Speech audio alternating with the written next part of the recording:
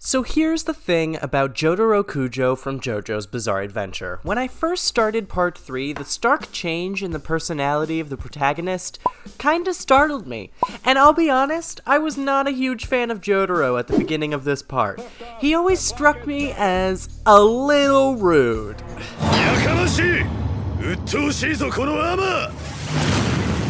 And the fact that he was super reserved means we didn't get many chances to learn a lot about him.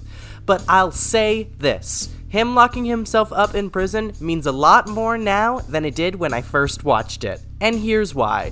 Although he's super mean to his mom and most of the other authority figures in his life, keep in mind he's a teenager, he insists that she stay away from him because he's determined not to get her in any danger. In fact, the entire conceit of part 3 is him going to save his mom.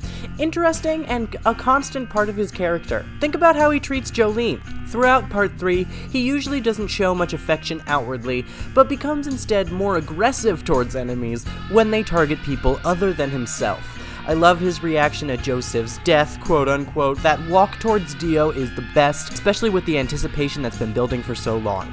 That reminds me, I should win those episodes soon. Him learning about Kakyoin, Iggy, and Avdol are equally telling. So somber and reserved from everyone, but now he has more purpose to get the job done. Except for, that time when he found the sun funny, that was interesting, and he definitely was showing something there. In part 4, he does the work of seeking out Josuke mainly because of other threats on the island and worries he has about enemy stand users coming up in different parts of the world.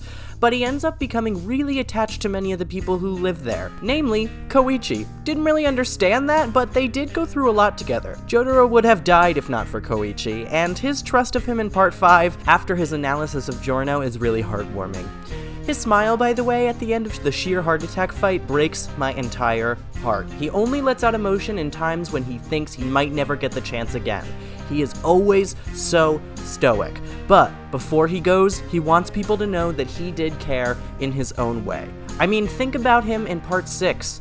The scene, which I cry at, has him fully admitting that he's always cared about Jolene. Trouble has often followed him, and he wanted to keep her out of it for as long as he could, even if that meant tarnishing his relationship with her. I don't think the decision was supposed to be good. He's a bad father, and clearly Jolene has a right to be angry at him, but it wasn't for lack of caring.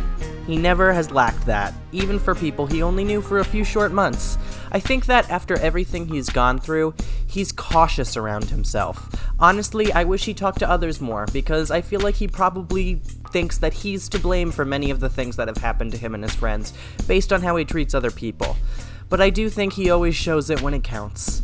And that's why I cry when he almost dies in part 6. I'm anime only, by the way, so I don't know if he's dead for real or not, and I'm kind of in denial. Please don't tell me in the comments. Anyway, if you enjoyed this video, consider supporting us on Patreon. If you do, it really helps us get more content out, plus you get content early for yourself, and extended videos of our reactions as well. But if you can't, no problem, just subscribe, like, do whatever you can, because we really appreciate all of your support.